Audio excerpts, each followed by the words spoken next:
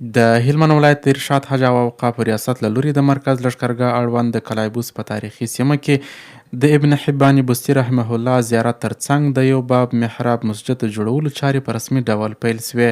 د باختر اژانس د خبر له مخې چې دغه پروژه چې څه کم 2.5 میلیونه افغانۍ لګښت لري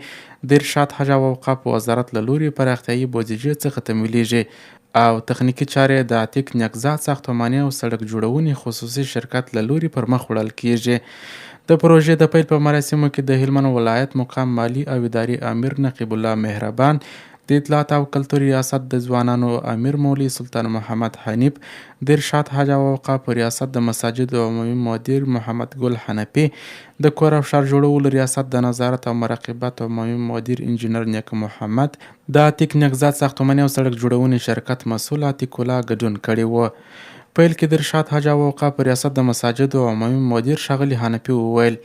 یاد مسجد د 2 میلیونه 4 لکه او 90 زره افغانیو په ارزښت د حج او اوقافو وزارت مقام له پراختیایي بودیجې څخه جوړیږي او موخه یې د زیارت او سیاحت کوونکو لپاره د لمانځه یو مناسب او معیاري ځای برابرول دي. نوموړي زیاته کړه چې د ابن حبان بستي رحمه الله زیارت ته هر کال ګڼ شمېر هیوادوال او د سیمې اوسیدونکي راځي،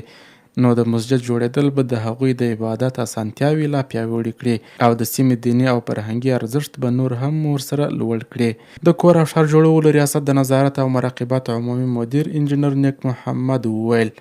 دا پروژه د زیارت د پراختیایي اړتیاو له مخې طرحه شوې ده چې د دې مسجد ټول مساحت 238 متره مربع دی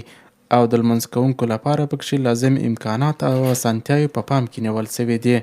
نوموړي ډاډ وړاندې کړ چې د پروژې ټول تخنیکي مراحل به د ټاکل شویو معیارونو مطابق تر څارنې لاندې وي او د کیفیت ساتنې لپاره به دوامداره نظارت ترسره کیږي. ورپسې د عتیق نقزات ساختماني او سړک جوړونې شرکت رئیس عتیق الله وویل د مسجد د جوړولو چارې به د منظور شوي نقشې او تخنیکي پلان له مخې پر مخ یوړل سي. هغه زیاته کړه چې ټاکل شوې پروژه به د 3 میاشتو په موده کې بشپړه او ګټه اخیستنې ته وسپارل سي او د کار د جریان پر مهال به نږدې 10 تنو کارګرانو ته په مستقیم ډول د کار زمینه هم برابره سي. د یادونې وړ ده چې کلایبوس د هلمند له تاریخي او فرهنګي سیمو څخه شمیرل کیږي او د ابن حبان بستي رحمه الله زیارت ته